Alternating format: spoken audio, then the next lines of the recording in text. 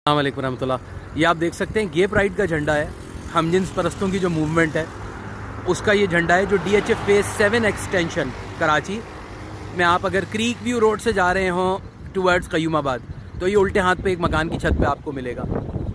मैंने 1092 पे कंप्लेन करी कई दफ़ा, जो DHA का हेल्पलाइन नंबर है, लेकिन किसी ने ज़हमत नहीं करी इस झंडे को हटवाने की।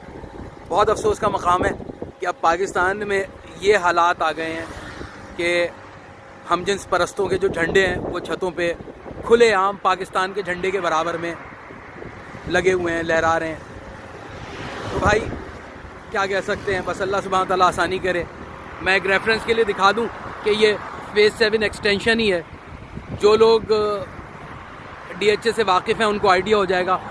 ये फेज़ 7 एक्सटेंशन का जो कब्रिस्तान आता है ये उससे पहले है। तो अगर कोई भाई कोई साहब कुछ कर सकता है इस हवाले से तो वो ज़रूर करे।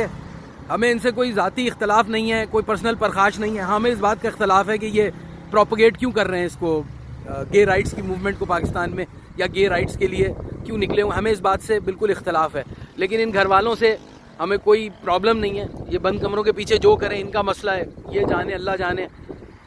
लेकिन इससे हमें डेफिनेटली इख्तलाफ है। इससे मुझे तो इस बात पे शदीद गुस्सा है।